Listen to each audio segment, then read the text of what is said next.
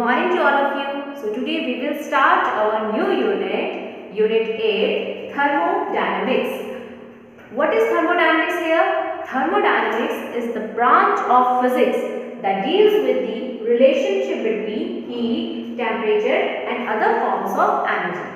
तो थर्मोडायनेमिक्स वो branch of physics है जिसमें हम किसकी रिलेशनशिप के बारे में स्टडी करेंगे, यहाँ पे heat, temperature and other forms of energy के बारे में स्टडी करेंगे। इस यूनिट में आपके पास 3 मोस्ट इंपॉर्टेंट लॉज हैं थर्मोडायनेमिक्स के। कौन कौन से? पहला जो है वो है zeroth law of thermodynamics, second है यहाँ पे first law of thermodynamics and third है यहाँ पे सेकंड लॉ ऑफ थर्मोडायनेमिक्स। और हर एक पर्टिकुलर चैप्टर में हम यहाँ पे पढ़ेंगे किसी एक डिवाइस के बारे में।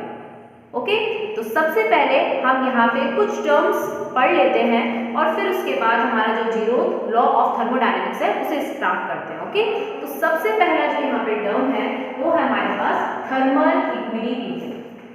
ये कुछ ऐसे टर्म्स हैं जो आपने अपनी केमिस्ट्री के चैप्टर्स में भी पढ़े होंगे, लेकिन कोई नहीं, यहाँ पे फिजिक्स में भी पढ़ लोगे तो आपका रिविजन हो जाएगा। ओके, सो फर्स्ट है यहाँ पे थर्मल इक्विलिब्रियम। अब यहाँ पे जब इक्विलिब्रियम की बात आती है तो इट मीन्स यहाँ पे क्या चीज होगी, कोई ना कोई यहाँ पे क्वांटिटीज आपस में इक्वल होंगी। अब क्या चीज यहाँ पे इक्वल होंगी? So thermal equilibrium is said to be, two systems are said to be in thermal equilibrium with each other if they are at the same temperature। हमारे पास अगर कोई से भी दो सिस्टम हैं जिनके टेम्परेचर सेम है, ओके, उन दोनों के अगर टेम्परेचर सेम है तो उनको हम यहाँ पे क्या कहेंगे? थर्मल इक्विलिब्रियम कंडीशन में बोलेंगे। इट मीन्स कि समझ लीजिए हमारे पास कोई भी दो बॉडीज हैं। कौन कौन सी? एक हॉट बॉडीज है, एक हॉट बॉडी, और दूसरी कौन सी है? कोल्ड बॉडी, जिनके बीच में टेम्परेचर डिफरेंस बहुत ज़्यादा है। ऑब्वियसली होगा, तभी तो एक बॉडी हॉट है और दूसरी बॉडी क्या है? कोल्ड है। अगर हम दोनों बॉडीज को कांटेक्ट में लेके आ जाए तो आपको पता है वहाँ पे क्या होता है? Exchange of heat take place होता है। हॉट बॉडी अपनी हीट क्या करती है? रिलीज करती है, एंड कोल्ड बॉडी उस पर्टिकुलर हीट को क्या करेगी? एक्सेप्ट करेगी। अब यहाँ पे क्या होगा कि जब दोनों बॉडीज यहाँ पे हॉट बॉडी और कोल्ड बॉडीज को हम कनेक्ट कर देंगे तो विद टाइम के साथ वहाँ पे क्या होगा कि दोनों के टेम्परेचर वहाँ पे सेम हो जाएंगे। जब दोनों के टेम्परेचर सेम हो जाएंगे तब वो वहाँ पे हॉट एंड कोल्ड बॉडीज नहीं रहेंगी। तब वो उनके टेम्परेचर जब सेम हो जाते हैं तो वो कौन सी स्टेट में आ जाता है? थर्मल इक्विलिब्रियम स्टेट में आ जाता है। तो इसी को हम क्या कहते हैं? Thermal equilibrium state. ओके, तो आई थिंक आपको समझ में आ गया होगा थर्मल इक्विलिब्रियम। तो इसका मतलब क्या है कि थर्मल इक्विलिब्रियम को समझाने के लिए कौन सी प्रॉपर्टी यहाँ पे जिम्मेदार है? टेम्परेचर प्रॉपर्टी जिम्मेदार है। तो इट मीन्स कि यहाँ पे टेम्परेचर सिस्टम की थर्मोडायनेमिक प्रॉपर्टी कहलाई जाती है, जिससे हम ये पता लगा सकते हैं कि वो बॉडी वहाँ पे हीट देगी कि हीट लेगी। क्योंकि टेम्परेचर अगर हाई होगा तो ऑब्वियसली वो हॉट बॉडी है। हॉट बॉडी का मतलब वहाँ पे हीट को क्या करेगा? रिलीज करेगा। और अगर वहाँ पे उसका टेम्परेचर कम हुआ मीन्स वो कोल्ड बॉडी है। कोल्ड बॉडी मतलब वो हॉट बॉडी से जो भी हीट है उसको क्या करेगा?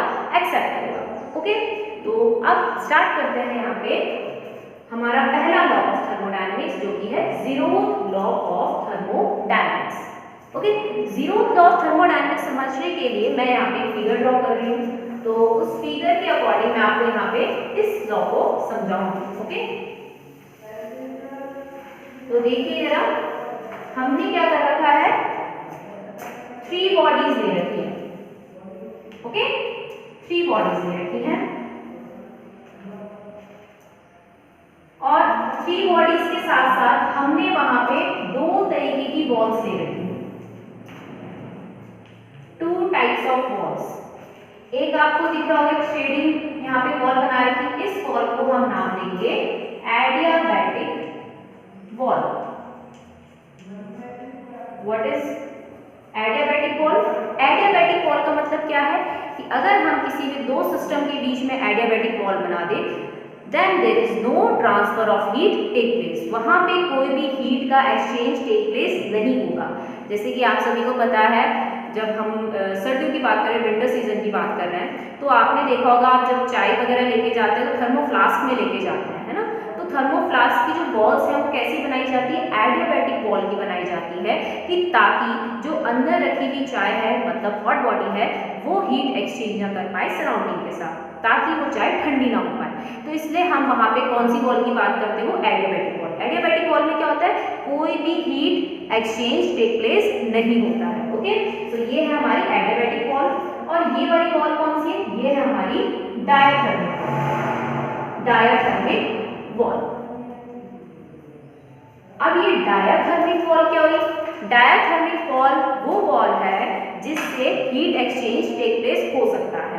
ठीक है, जिससे हीट एक्सचेंज टेक प्लेस हो सकता है। जैसे कि अगर हम बात करें कोई भी जैसे हमारे पास स्टील का बर्तन हो गया, उसमें अगर आप कोई गर्म पानी रखो, थोड़ी देर तक छोड़ के रखो उसे, थोड़ी देर बाद जब आप उसे देखोगे, ऑब्जर्व करोगे, तो वो पानी ठंडा मिलेगा आपको, गर्म पानी आपको ठंडा मिलेगा थोड़ी देर बाद। क्यों, क्योंकि वहाँ से क्या हुआ है, उस पर्टिकुलर हीट फ्लास्क के थ्रू वो जो हॉट बॉडी या फिर हम बोल सकते हैं हॉट वाटर बॉडी है, उसने हीट को क्या करा है, सराउंडिंग के साथ क्या करा है, एक्सचेंज किया है, जिसकी वजह से वो बॉडी थर्मल इक्विलिब्रियम में आ गई, मतलब ठंडी हो गई। ओके, तो यहाँ पे ये कौन सी वॉल है, डायाथर्मिक वॉल, जिसमें हीट एक्सचेंज हो सकती है। ओके, तो अब मैंने क्या बोला, कितनी बॉडीज है, 3 बॉडीज, ए हो गई, एक बी हो गई और एक सी हो गई। ओके, अगर हम यहाँ पे देखें ए और जो बी बॉडी है वो आपस में कनेक्टेड है एडियाबैटिक वॉल से, इट मींस ए और बी के बीच में कोई भी हीट एक्सचेंज टेक प्लेस नहीं होगा। बट जो ए बॉडी है वो सी के साथ कनेक्टेड हो रखी है, किस वॉल के साथ, डायाथर्मिक वॉल के साथ, मतलब हीट एक्सचेंज ए और सी के बीच में हो सकता है, एज वेल एज बी और सी के बीच में भी हो सकता है, क्योंकि बी और सी भी किस पर्टिकुलर वॉल के थ्रू कनेक्ट हो रखे हैं, डायाथर्मिक वॉल के थ्रू कनेक्ट हो रखे हैं। तो इट मींस दोनों बॉडीज ए और बी वो सी के साथ हीट को एक्सचेंज कर सकते हैं। तो जीरोथ लॉ क्या कहता है, जीरोथ लॉ ये कहता है, if two systems A and B, if two systems A and B are in thermal equilibrium with a third system C, अगर ए और बी दो अलग अलग सिस्टम सी सिस्टम के साथ किसमें होंगे, थर्मल इक्विलिब्रियम में, मतलब अगर यहाँ पे इन सबके टेम्परेचर आपस में क्या होंगे, जैसे ये दोनों एक दूसरे के साथ हीट एक्सचेंज करेंगे, तो ऑब्वियसली आपको पता है इसका सी का टेम्परेचर टी है तो ए का भी क्या होगा, टी होगा। यहाँ पे ये दोनों भी एक दूसरे के साथ हीट एक्सचेंज करें तो अगर सी का टेम्परेचर टी है तो इट मींस बी का टेम्परेचर भी क्या होगा, टी होगा। तो क्या कहलाया जाएगा यहाँ पे कि जो भी दो अलग अलग बॉडीज हैं जिनको हमने एडियाबैटिक वॉल से सेपरेट कर रखा है वो भी आपस में थर्मल इक्विलिब्रियम में होगी। दोबारा सुन लीजिए लॉ, वो क्या है, if two system A and B are in thermal equilibrium with a third system C, then A and B must be in thermal equilibrium with each other। अगर यहाँ पे कोई भी दो अलग अलग सिस्टम A और B किसी तीसरे कॉमन सिस्टम के साथ थर्मल इक्विलिब्रियम में होंगे तो उस केस में वो आपस में भी क्या होंगे, थर्मल इक्विलिब्रियम में होंगे, थर्मल इक्विलिब्रियम होंगे। इट मींस उन सभी का टेम्परेचर आपस में क्या होगा, सेम होगा। ओके, तो ये हो गए zeroth law of thermodynamics. Next इसके बाद देखते हैं कुछ इसमें टर्म्स हैं जो आपको पता होने चाहिए। तो कुछ इंपॉर्टेंट टर्म्स हैं यहाँ पे थर्मोडायनामिक्स से रिलेटेड। सो सबसे पहला जो टर्म है वो है यहाँ पे थर्मोडायनामिक सिस्टम। सो यहाँ पे थर्मोडायनामिक सिस्टम किसे कहते हैं, वो particular assembly of large number of particles जिसमें एक सर्टेन वैल्यू होती है प्रेशर, वॉल्यूम एंड टेम्परेचर। तो इट मींस कि पर्टिकुलर वो हमने जो असेंबली ले रखी है जिसमें बहुत सारे extremely large number of particles constitute रहते हैं और उनका एक पर्टिकुलर प्रेशर, वॉल्यूम और टेम्परेचर वेरिएबल होता है, तो उसे हम यहाँ पे क्या कहते हैं, थर्मोडायनामिक सिस्टम कहते हैं। साथ ही साथ आपने ये भी पढ़ा होगा कि जब भी हम कोई पर्टिकुलर एक्सपेरिमेंट कर रहे हैं, ओके, एक्सपेरिमेंट कर रहे हैं, तो जिस पर्टिकुलर थिंग को हम क्या कर रहे हैं, ऑब्जर्व कर रहे हैं, जिस पर्टिकुलर कलेक्शन ऑफ पार्टिकल्स को हम ऑब्जर्व कर रहे हैं, समझ लीजिए आप क्या कर रहे हैं, शुगर सॉल्यूशन बना रहे हैं। तो शुगर सॉल्यूशन बनाने के लिए आप क्या करेंगे, वाटर लेंगे और शुगर उसमें क्या करेंगे, डालेंगे, उसके बाद उसे स्टिर करेंगे। तो क्या है, वहाँ पे जो आपका ऑब्जर्वेशन है वो किसके लिए है, आप ऑब्जर्वेशन किसको कर रहे हैं, उस शुगर सॉल्यूशन को ऑब्जर्व कर रहे हैं, तो वहाँ पे वो किसकी तरह बिहेव कर रहा है, एक थर्मोडायनामिक सिस्टम की तरह बिहेव कर रहा है। और सराउंडिंग कौन है, उस सिस्टम को छोड़ के पूरा यूनिवर्स वहाँ पे क्या है, सराउंडिंग है। सो अगर हम प्रॉपर डेफिनेशन बोले थर्मोडायनामिक सिस्टम की, so an assembly of extremely large number of particles having a certain value of pressure, volume and temperature. Okay, तो आपको ये चीज याद रखनी है। इसमें हैविंग मैंने 2 बार लिख दिया है, तो इसको मैं देखिएगा। ओके, नेक्स्ट यहाँ पे टर्म है। अब इसकी एग्जांपल क्या है, सबसे पहले तो देख लो। एग्जांपल अगर मैंने यहाँ पे लिया तो क्या होगा, large collection of gas molecules. आपने अगर किसी पर्टिकुलर कंटेनर में बहुत ज्यादा large number of gas molecules को क्या कर रखा है, कंस्टिट्यूट करवा रखा है, ठीक है, उसमें अगर large number of molecules, gas molecules constitute है, तो वो किसका यहाँ पे एग्जांपल है, थर्मोडायनेमिक सिस्टम का एक एग्जांपल है। Second thing, thermodynamic variables. अब आपको पता चल गया होगा कि जब हम थर्मोडायनेमिक सिस्टम की बात कर रहे हैं तो उस सिस्टम में कुछ वेरिएबल्स होते हैं, ठीक है, जिनको हम स्टडी करते हैं। सो यहाँ पे थर्मोडायनेमिक सिस्टम में जो पर्टिकुलर वेरिएबल होते हैं वो क्या काम करते हैं, it determines the thermodynamic behaviour of A system. तो अगर वो किसी पर्टिकुलर सिस्टम के थर्मोडायनेमिक बिहेवियर को दिखाते हैं तो उनको हम यहाँ पे क्या कहते हैं, थर्मोडायनेमिक वेरिएबल्स। उसमें क्या क्या आते हैं, प्रेशर, वॉल्यूम एंड टेम्परेचर। तो यहाँ पे जो pressure, volume and temperature of that thermodynamic system होता है उसी को हम यहाँ पे क्या कहते हैं, thermodynamic variables. Okay, next third thing, thermodynamic process. अब आपको पता होना चाहिए कि कोई भी थर्मोडायनेमिक प्रोसेस कब टेक प्लेस होगा, वो तब टेक प्लेस होगा कि अगर उस सिस्टम के वेरिएबल्स टाइम के रिस्पेक्ट में चेंज हो रहे हैं, टाइम के हिसाब से चेंज हो रहे हैं, मतलब या तो वॉल्यूम, या तो प्रेशर, या तो टेम्परेचर, या तो हीट, कुछ भी अगर यहाँ पे क्या हो रहा है, चेंज हो रहे हैं उस पर्टिकुलर थर्मोडायनेमिक सिस्टम के विद टाइम, तो उसे हम यहाँ पे क्या कहेंगे कि थर्मोडायनेमिक प्रोसेस टेक प्लेस हो रहा है। अब यहाँ पे कुछ थर्मोडायनेमिक प्रोसेस है वो आपको पता होने चाहिए। तो पहला जो थर्मोडायनेमिक प्रोसेस है वो यहाँ पे क्या है, आइसोथर्मल प्रोसेस। यहाँ पे आइसो मीन्स क्या है, आइसो मीन्स सेम, ऑलवेज याद रखना।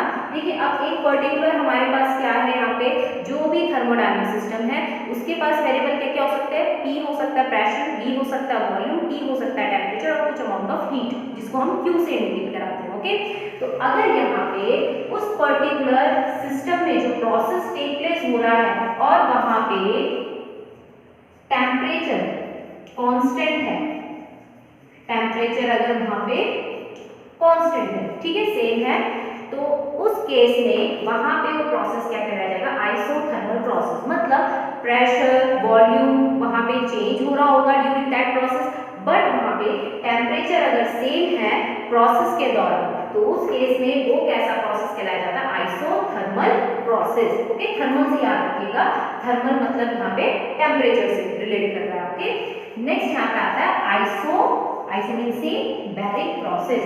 तो ऐसा थर्मोडायनेमिक प्रोसेस जो टेक प्लेस हो रहा है जिसमें क्या चीज सेम है, प्रेशर सेम रहे या प्रेशर कांस्टेंट रहे, same pressure at same pressure, ठीक है, प्रेशर यहाँ पे सेम रहे लेकिन टेम्परेचर और वॉल्यूम वहां पे क्या करे, वेरी करे उस थर्मोडायनेमिक सिस्टम का। तो ऐसे प्रोसेस को हम कहते हैं आइसोबैरिक प्रोसेस।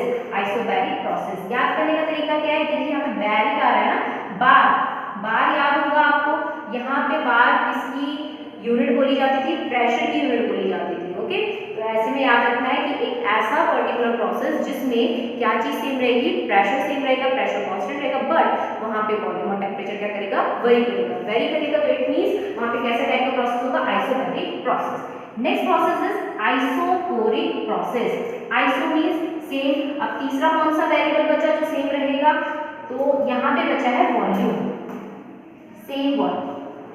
तो ऐसा पर्टिकुलर प्रोसेस जिसमें प्रेशर टेम्परेचर तो वेरी करेगा पर वॉल्यूम क्या रहेगा, सेम रहेगा, या फिर वॉल्यूम क्या रहेगा, कांस्टेंट रहेगा, तो उसे हम कहते हैं isochoric process. Okay, next thing यहाँ पे आता है what, adiabatic process.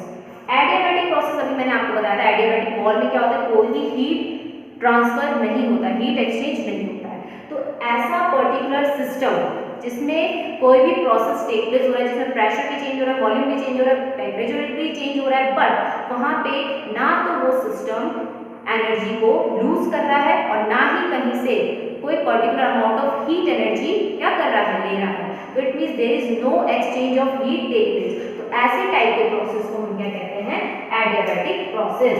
It means यहाँ पे क्या चीज कांस्टेंट रहती है, हीट कांस्टेंट रहती है। There is no exchange of heat take place in adiabatic process. Okay, last one आता है साइक्लिक प्रोसेस। साइक्लिक प्रोसेस से मीनिंग आपको समझ में आ रहा होगा, ऐसा प्रोसेस जो स्टार्ट ओरिजिनल अपनी जो कंडीशन है उससे स्टार्ट हुआ था, लेकिन प्रोसेस जब टेक प्लेस हुआ तो वापस से अपनी वही ओरिजिनल स्टेट में आ गया, जहां से स्टार्ट हुआ था वहीं पे वापस आ गया। मतलब समझ लीजिए जो भी उसका pressure, volume, temperature at its initial stage में रहा होगा, पूरा प्रोसेस होने के दौरान जो भी उसमें चेंज आएगा उसके बाद वापस से वो अपनी उसी प्रेशर, वॉल्यूम, टेम्परेचर वाली कंडीशन में आ रहा है, तो इट मीन्स वो कैसा प्रोसेस कहलाया जाएगा, साइक्लिक प्रोसेस। ओके, तो ये है हमारे पास कुछ थर्मोडायनेमिक्स से रिलेटेड टर्म जो आपको पता होनी चाहिए।